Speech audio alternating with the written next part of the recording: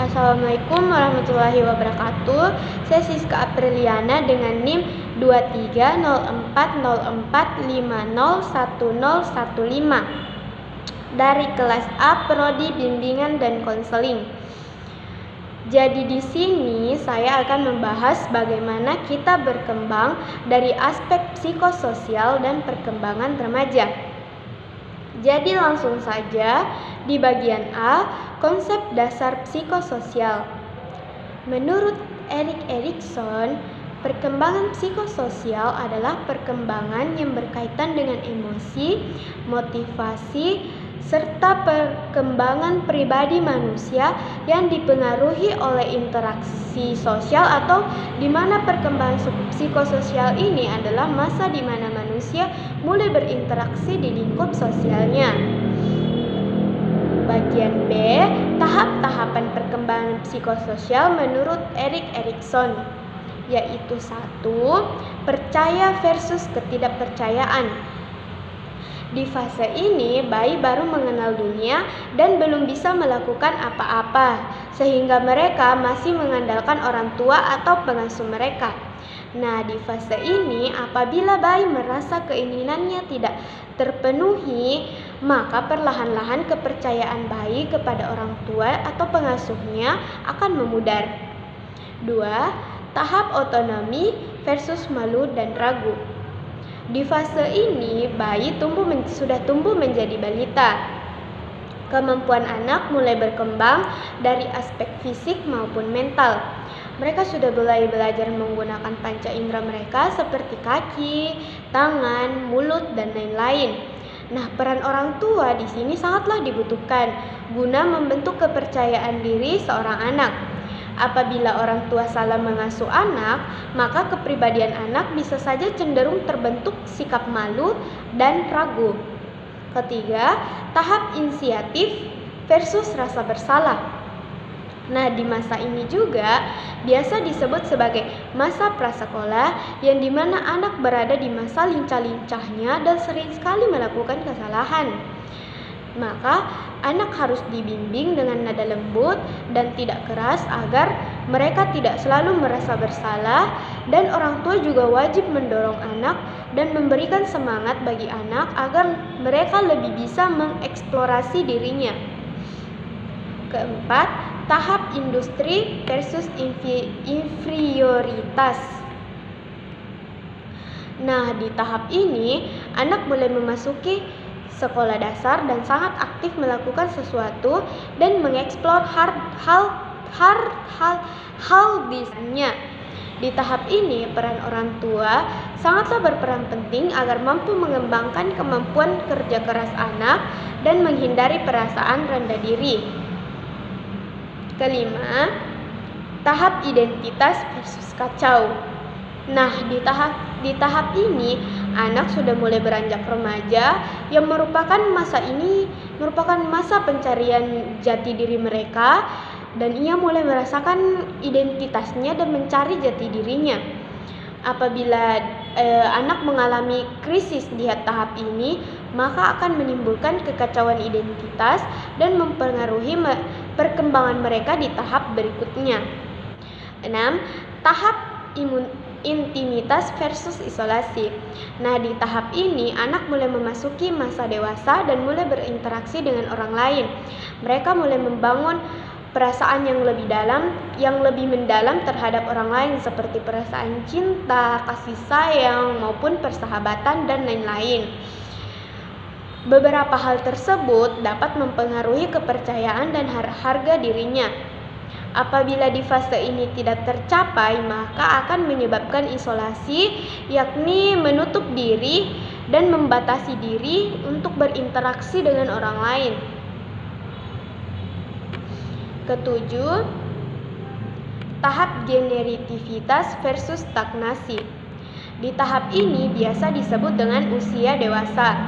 Mereka cenderung berbagi semangat dan membantu generasi muda. Namun, apabila mereka yang berada di fase ini merasa tidak dapat melakukan apapun untuk membantu generasi muda, maka akan mengarah kepada stagnasi. Stagnasi ini adalah perasaan bahwa individu ini tidak mampu atau tidak dapat berbuat apapun untuk generasi muda. 8. Tahap integritas versus putus asa. Nah, menurut Erik Erikson, tahap ini merupakan tahap terakhir dalam perkembangan psikososial. Karena di tahap ini mereka mulai kehilangan kekuatan fisiknya, kekuatan mentalnya, ataupun interaksi sosialnya dengan orang lain. Di masa ini juga mereka mulai mengevaluasi apa yang telah mereka lakukan di dalam hidupnya. Mereka mulai berdamai dengan kegagalan dan keberhasilan yang mereka alami. Mereka mulai merasa tentram, damai, serta menikmati hidup atau masa tuanya. Bagian periode perkembangan psikososial menurut Erik Erikson, yaitu 1. Usia 0 sampai 18 bulan, 2. Usia 1 sampai 3 tahun, 3. Usia 3 sampai 6 tahun, 4. Usia 6 sampai 12 tahun, 5. Usia 12 sampai 18 tahun, 6. Usia 19 sampai 40 tahun, 7. Usia 40 sampai 65 tahun, 8. Usia 65 tahun ke atas atau lansia. D. Faktor-faktor yang mempengaruhi perkembangan psikososial. Ada 2 faktor yang mempengaruhi perkembangan psikososial, yaitu 1. Faktor pendukung dan faktor penghambat. Jadi langsung saja di faktor pendukung itu ada pertama itu keluarga. Tentu saja ini faktor keluarga sangat berperan penting dalam perkembangan psikososial, karena dengan mempunyai keluarga yang sehat yang mendukung kita tentunya akan berdampak pada psikososial kita. Kedua, ini circle pertemanan. Tentu saja ini sangatlah berpengaruh dalam perkembangan psikososial kita, karena dengan circle pertemanan kita yang sehat, yang positif, yang melakukan hal-hal yang baik lainnya, juga dapat meningkatkan perkembangan psikososial pertemanan. Ketiga itu merasa diterima. Keempat itu kontrol diri. Adapun faktor penghambat yaitu 1. Stres berlebihan, 2. Lingkungan toksik, ketiga kesehatan mental, keempat finansial. Kelebihan dan kekurangan teori Erik Erikson dalam perkembangan psikososial. Nah, kelebihan dari teori ini adalah kita dapat mengetahui dan memahami perkembangan emosi dan sosial seseorang sepanjang hidupnya yang seiring bertambahnya usia akan berubah. Adapun kekurangan dari teori Erik Erikson ini adalah teori ini menjelaskan tahapan-tahapan yang berbeda, namun tidak menjelaskan bagaimana tahapan tersebut berhubungan dan berubah seiring berjalannya waktu dan bertambahnya usia.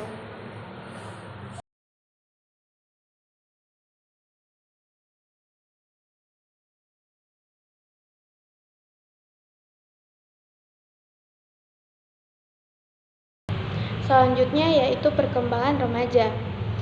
Langsung saja konsep dasar perkembangan remaja. Menurut Erik Erikson, perkembangan remaja adalah konflik identitas versus peran. Menurut Harlow, masa remaja adalah masa di mana anak-anak mulai matang secara seksual dan berakhir saat mencapai usia dewasa secara hukum. Tahap perkembangan remaja. 1. Perubahan fisik seperti bertambahnya berat badan, tinggi badan, atau perubahan-perubahan pada tubuh. 2. Perubahan kognitif, di mana kita mengalami perubahan pola berpikir yang tadinya cara berpikirnya masih anak-anak, sekarang sudah mulai berpikir logis dan dewasa. 3. Perkembangan emosional. Nah, di tahap ini juga remaja mulai mengalami perkembangan emosi yang kadang emosinya itu menggebu-gebu, seperti kadang senang berlebihan, namun tiba-tiba sedih tanpa tahu sebabnya apa, atau hanya karena masalah sepele. 4. Perkembangan sosial. Mereka mulai mengenal orang baru, berinteraksi dengan berbagai macam orang, serta mereka tuh mulai mau membuka diri untuk mengenal orang lebih dalam lagi begitu. 5. Lebih mandiri. Mereka sudah mulai melakukan banyak hal tanpa bantuan. Periode perkembangan remaja. Remaja awal usia 10 sampai 14 tahun itu sekitar SD kelas 5 sampai SMP. Remaja pertengahan usia 15 sampai 17 yaitu pada masa-masa SMA. Remaja akhir itu usia 18 sampai 19. Pada masa akhir SMA menuju ke masa dewasa awal. Nah, dewasa awal ini usia 20 tahun.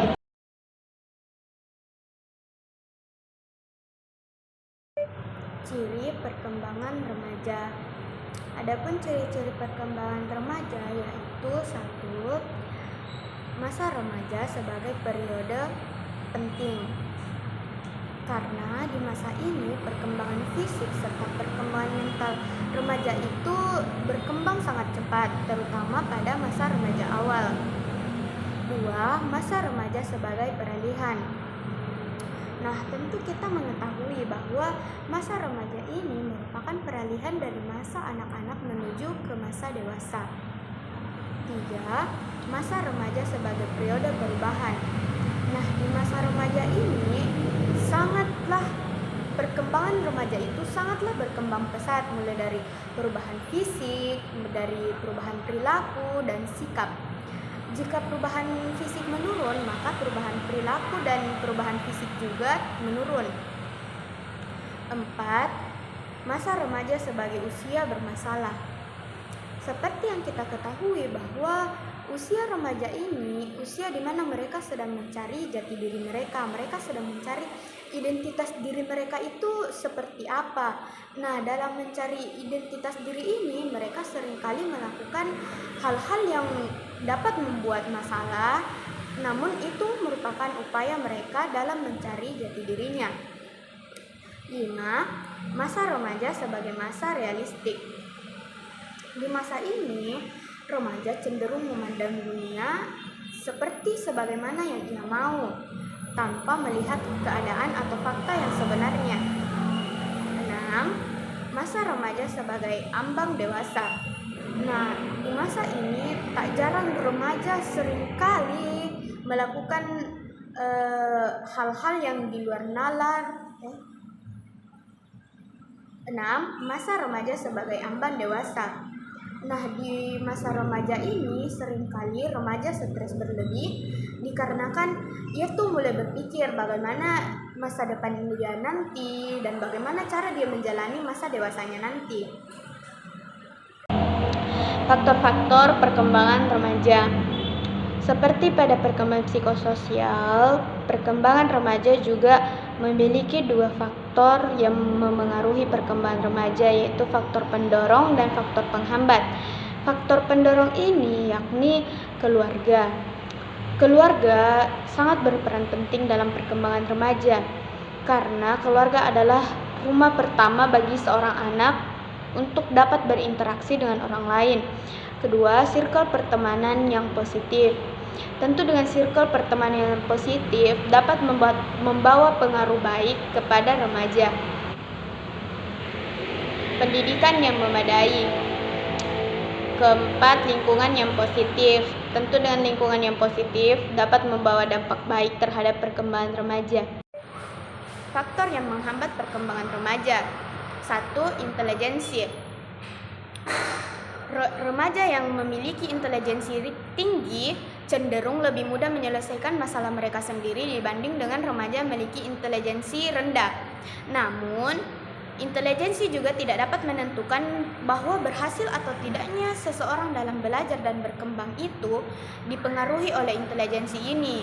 Ada banyak faktor yang dapat melatar belakangi perkembangan psikososial anak. Kedua, perhatian dari orang tua. Orang tua yang acuh dan tidak memperhatikan anaknya serta tidak membantu.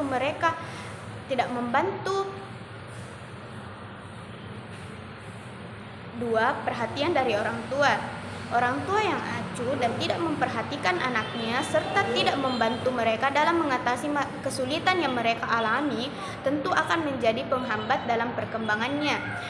Jadi, agar anak dapat melewati masa remaja ini dengan baik, maka orang tua sangatlah dibutuhkan untuk memberikan perhatian kepada anak tersebut. 3. Circle pertemanan yang toksik.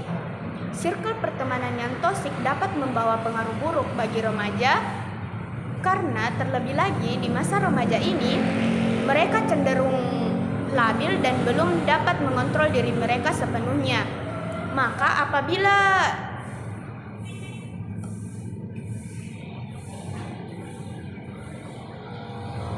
circle pertemanan yang toksik. Circle pertemanan yang toksik dapat membawa pengaruh buruk bagi remaja dikarenakan di masa ini mereka masih labil dan tidak dapat mengontrol diri mereka secara penuh sehingga bisa saja mereka terbawa arus pergaulan bebas. 4. Ketergantungan terhadap gadget dan semacamnya. Tidak dapat dipungkiri bahwa di zaman modern ini banyak remaja yang terlibat kasus kriminal yang disebabkan oleh pengaruh teknologi yang semakin canggih, di mana hal-hal yang seharusnya tidak mereka tonton dapat diakses di mana saja dan kapan saja.